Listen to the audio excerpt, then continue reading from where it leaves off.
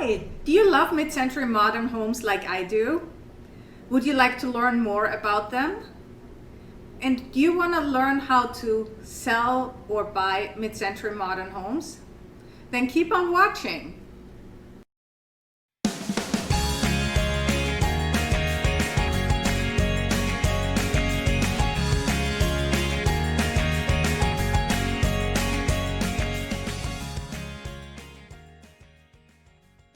Hello, everybody, and thanks so much again for joining us at BA Studio TV. And today we have a very special guest, Rick Distel. He is from Compass Real Estate, and he's a fabulous realtor who does do, and I don't know how he's doing it, but he does work on both coasts. And I love his Instagram handle, which is Selling Both Coasts, which completely describes Rick. And he specializes like in, not specializes maybe, but he does do a lot of mid-century modern properties that he's selling. And so I thought it would be a great topic for us today. So Rick, tell us a little bit about yourself. Sure. Thank you so much for having me on. I really appreciate your time. And to give you a quick overview, I've been in real estate for 26 years, and I have specialized really in unique architectural product. So, and it doesn't have to be mid-century. I mean, if there is something that's an antique that's very important, I'll work on that as well. But I would say about a dozen years ago, I got really interested in mid-century and have sort of created a bit of a niche for myself in understanding and representing these very unique homes. They require special care when you market them. They require special care when you own them. And I enjoy them so much. I live in a very substantial mid-century home in California, so I have made a name for myself, I guess, as a go-to for this kind of product. Yeah, and funny, it's like also one of my favorite architectural styles as well. So I have like a couple, and this is one of them.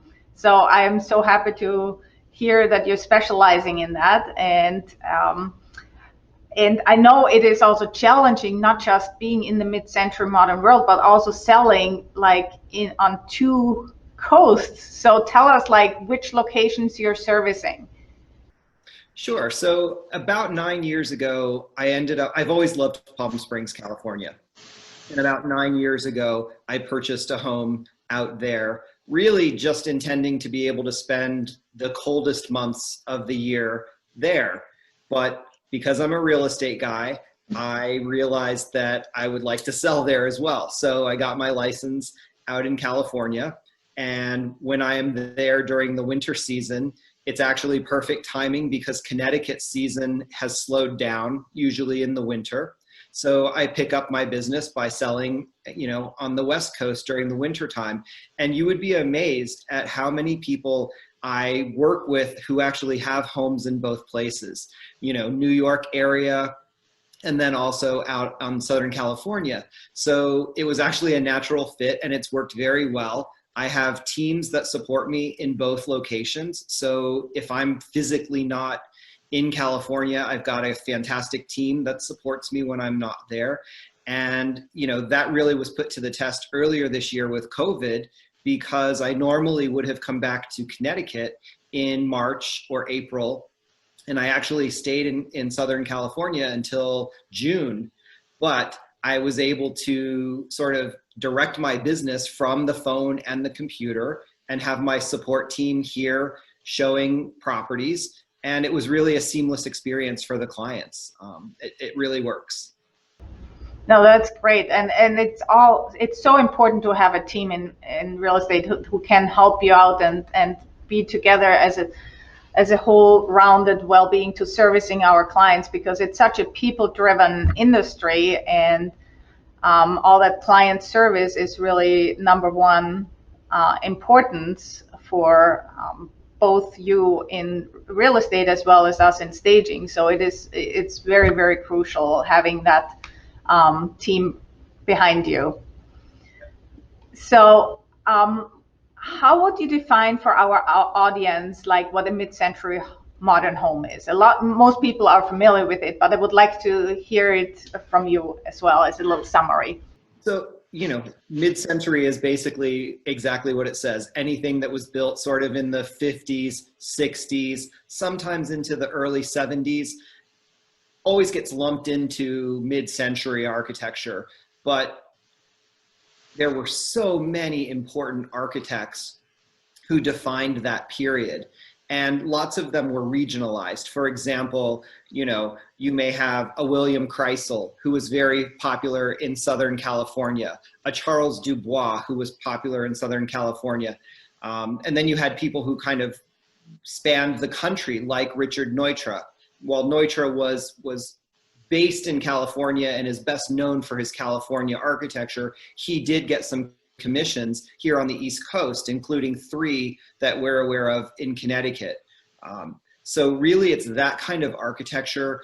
The architectural style itself is all about minimalism, efficiency, clean lines, indoor-outdoor experience, really bringing the outdoors in through big panes of glass, walls of glass that would open so you can sort of transition inside and out. There was not a lot of waste in mid-century homes. They were actually very inexpensive to build for the most part, and just very efficient in their layout. Storage was at a minimum because at that time in our lives, we were not big storers, I guess I would say. So closets weren't big. Bedrooms were usually all in a line. The kitchen and the family rooms were modest size. But really the lines talk about mid-century, cantilevered roofs, just interesting angles of glass. I think everybody probably can identify it when they see it, but that's sort of an overview. Yeah, no, great. And how does that affect on how to sell and buy these types of properties? Yep. It really is a unique situation because, number one, you need a buyer who understands and appreciates mid-century modern architecture. Because if you're somebody who's comfortable in a 4-bedroom center hall colonial, you're going to find the layout of a mid-century home to be awkward. It's just uncomfortable or unusual. So we need to explain the rationale behind a floor plan in a mid-century and why it was laid out the way it was. And then also another thing that's really challenging, especially for the important mid-century architecture, the values are generally greater than a similar sized home in a marketplace. So a lot of times I'm having to explain that value proposition to buyers because they may look at a house I have listed for $1.5 million and say, this 3-bedroom, 3,000 square foot house should really only be $700,000 or $800,000. But when you value it based on who designed the home and the story behind the home, we're able to realize that greater value. Right. So tell us a little bit about your current listing that you have here in Connecticut, the Glen House.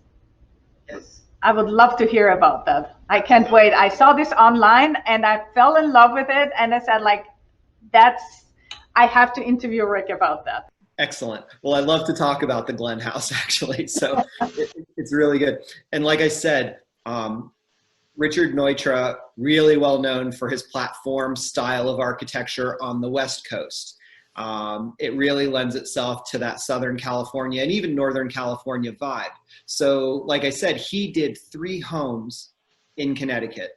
And I have one under agreement in Weston, the Corwin House.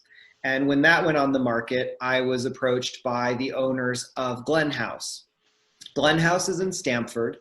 It was finished in 1959, 1960. And the Glen family was a very wealthy family from New York. They were originally considering using Frank Lloyd Wright to design their home. but then they took a visit out to LA and were in a Neutra home. They loved the way it flowed. They loved the feel. And so they asked Neutra to come to Connecticut and site a home for them. And Neutra was very excited to do it, all the way down to the point of picking the actual piece of land that the home was built on. He told the Glens to select 3 or 4 lots, and he would come and camp on those lots. And he actually did, came with a tent, spent the night on these lots, and he was interested in tracking the moonlight and how the moon moved across the property, because an element of Neutra homes is skylights. And he wanted the skylights to be capturing moonlight all through the night. And so he picked the current location and said, this is where we're putting the house. And then they designed the house really around that moonlight pattern. That is so cool.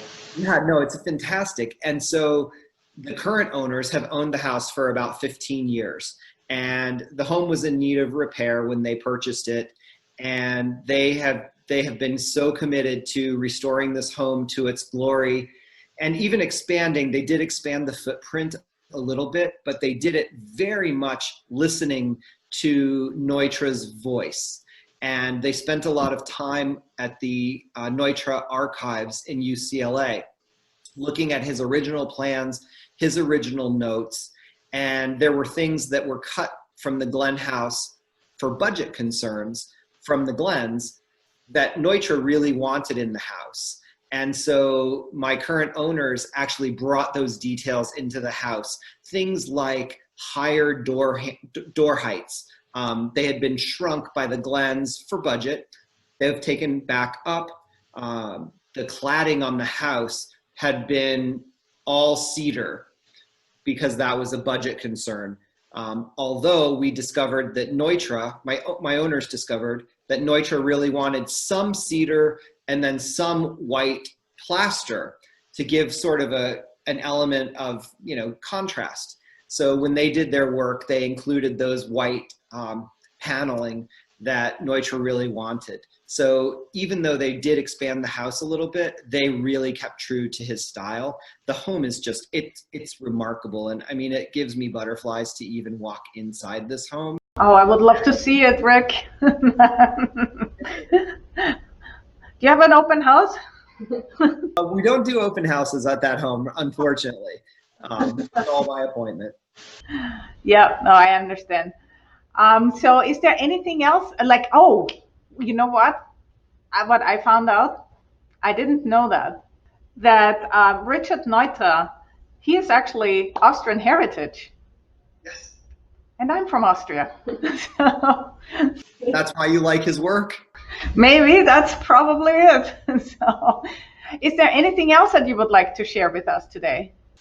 No, I mean, I think I really appreciate the opportunity to come on and talk to you about something I'm very passionate about. And, Yeah. How much is it listed for right now? Glen House is listed for $4.5 million. Okay, great.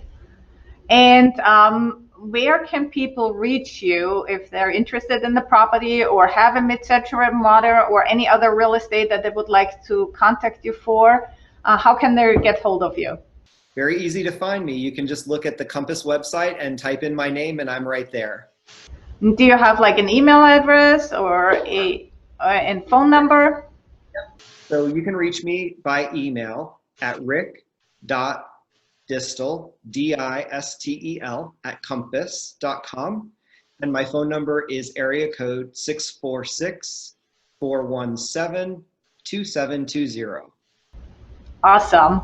Thanks so much, Rick. That was so insightful and so wonderful. I am so excited about the whole MidCentury Modern. So I hope we have you again with another listing maybe one day up here and can share that as well. Absolutely. And thank you so much for all you do for us. You're amazing. Oh, thanks, Rick.